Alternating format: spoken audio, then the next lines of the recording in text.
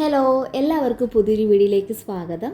ഇന്ന് നമ്മൾ ഉണ്ടാക്കാൻ പോകുന്നത് തികച്ചും വ്യത്യസ്തമായ ഒരു വിഭവമാണ്. നോമ്പ് കാലമായാലും വൈകുന്നേരത്തെ ചായ കൂടിയായാലും നമുക്ക് പെട്ടെന്ന് ഊർജ്ജം നൽകുന്ന എന്നാൽ ആരോഗ്യത്തിന് ഒട്ടും ദോഷം ചെയ്യാത്ത ഒരു ഐറ്റമാണ് ക്യാരറ്റ് ബനാന റോയൽ ഓംലെറ്റ് ആണ് കേട്ടോ.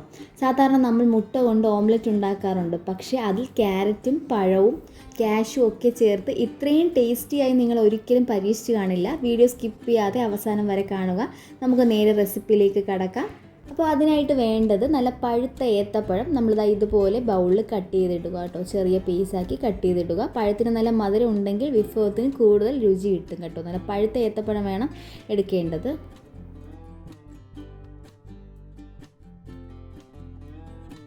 സാധാരണ ഓംലെറ്റ് ഉപ്പും എരിവും ഉള്ള ഒന്നാണല്ലോ, എന്നാൽ ഏത്തപ്പഴം ചേർക്കുമ്പോൾ അതിന് സ്വാഭാവികമായ ഒരു മധുരം കിട്ടും കേട്ടോ. ഇനി ഇതിലേക്ക് മുട്ട പൊട്ടിച്ചൊഴിക്കുന്നുണ്ട് കേട്ടോ. അപ്പോൾ ഞാൻ എടുത്തത് ഒരു ഏത്തപ്പഴത്തിൽ 3 മുട്ട പൊട്ടിച്ചൊഴിച്ചിട്ടുണ്ട്. മുട്ട പൊട്ടിച്ച ശേഷം ഇതിലേക്ക് ആവശ്യത്തിന് ഉപ്പ് ചേർക്കുക കേട്ടോ. എൻ്റെ നിന്ന് ആ ഒരു ക്ലിപ്പ് ഒന്ന് മിസ്സായിപ്പോയി, അതാണ് കേട്ടോ ഇതിൽ കാണാത്തത്. നിങ്ങളിതിൽ ആവശ്യത്തിന് ഉപ്പ് ആഡ് ചെയ്ത് കലക്കി എടുക്കാം കേട്ടോ.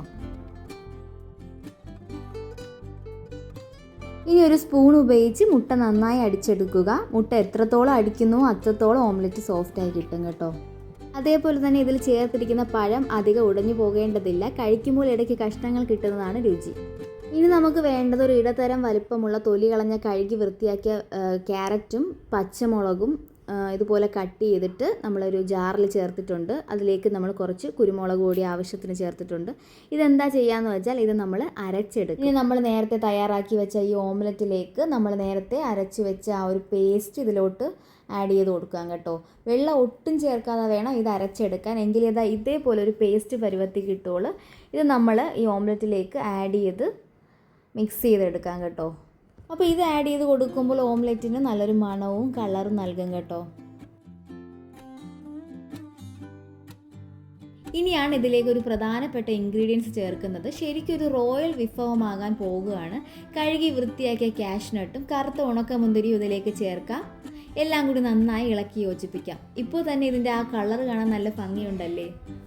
ഇനി നമുക്കിത് വേവിച്ചെടുക്കാം. ഒരു പാൻ എടുത്തിട്ട് അതിൽ എണ്ണ അല്ലെങ്കിൽ നെയ്യ് ചേർക്കാം. ഞാൻ വെളിച്ചെണ്ണയാണ് ചേർത്തിരിക്കുന്നത്. നെയ്യ് ഉപയോഗിച്ചാൽ നല്ലൊരു മണം കിട്ടും. പാൻ ചൂടായാൽ നമ്മൾ തയ്യാറാക്കി വെച്ചിരുന്ന കൂട്ട് മുഴുവനായി അതിലേക്ക് ഒഴിച്ചൊന്ന് നിരത്തി കൊടുക്കാം കേട്ടോ. ഇവിടെ ഒരു കാര്യം പ്രത്യേകം ശ്രദ്ധിക്കണം. തീ ഏറ്റവും കുറഞ്ഞ ലോ ഫ്ലെയിമിൽ വേണം വെക്കേണ്ടത്. കാരണം ഇതിൽ പഴമുള്ളത് കൊണ്ട് പെട്ടെന്ന് കരിഞ്ഞു പോകാൻ സാധ്യതയുണ്ട് കേട്ടോ. നമ്മളിത് അടച്ച് വെച്ചിട്ട് വേണം വേവിക്കേണ്ടത്. ഒരു 3-4 മിനിറ്റ് വേവിക്കാം. ഇതേപോലെ ഒന്ന് പൊങ്ങി വന്നിട്ടുണ്ട് കേട്ടോ. അപ്പോൾ നമ്മുടെ അടിഭാഗമൊക്കെ നല്ല രീതിയിൽ വെന്തിട്ടുണ്ടാവും. അതുകൊണ്ടാണ് ഇങ്ങനെ കാണിക്കുന്നത്. പക്ഷേ ഇതുകൊണ്ട് നിർത്തരുത്, നമ്മൾ തിരിച്ചു വിടണം, എങ്കിലേ നമ്മളത് ഫുള്ള് കഴിക്കാൻ ഒരു ടേസ്റ്റ് കിട്ടുള്ളൂ. നമ്മൾ ഇങ്ങനെ വെച്ചിട്ട് തിരിച്ചിടാൻ നല്ല പ്രയാസമായിരിക്കും. ഇതൊന്ന് നല്ല രീതിയിൽ പതിയെ ഒന്ന് മറിച്ചിടാം. അപ്പുറത്തെ വശം ഇതേപോലെ നല്ല സ്വർണ്ണ നിറമാകുന്നത് വരെ വേവിക്കുക. ഇതാ നമ്മുടെ ക്യാരറ്റ് ബനാന റോയൽ ഓംലെറ്റ് ഇവിടെ റെഡി ആയിട്ടുണ്ട്. ഇതൊരു പ്ലേറ്റിലേക്ക് മാറ്റാം. നോക്കൂ, നല്ല സോഫ്റ്റായി കേക്ക് പോലെ ഉണ്ട് കാണാൻ. നോമ്പ് തുറക്കുന്ന സമയത്ത് ഇത് കഴിക്കുന്നത് നല്ലതാണ്, കാരണം ഇതിൽ പ്രോട്ടീനും വൈറ്റമിനും ഒക്കെ അടങ്ങിയിട്ടുണ്ട്. നിങ്ങൾ എല്ലാവരും ഇതൊന്ന് ട്രൈ ചെയ്ത് നോക്കണം. തീർച്ചയായും കുട്ടികൾക്ക് ഇത് വളരെ ഇഷ്ടപ്പെടും. ഈ വീഡിയോ ഇഷ്ടമായെങ്കിൽ ലൈക്ക് ചെയ്യാനും നിങ്ങളുടെ അഭിപ്രായങ്ങൾ കമൻറ്റ് ചെയ്യാൻ മറക്കരുത്. ഇതുപോലുള്ള വ്യത്യസ്തമായ റെസിപ്പികൾക്കായി ചാനൽ സബ്സ്ക്രൈബ് ചെയ്യുക. വീണ്ടും അടുത്ത വീഡിയോയിൽ കാണാം. ബൈ.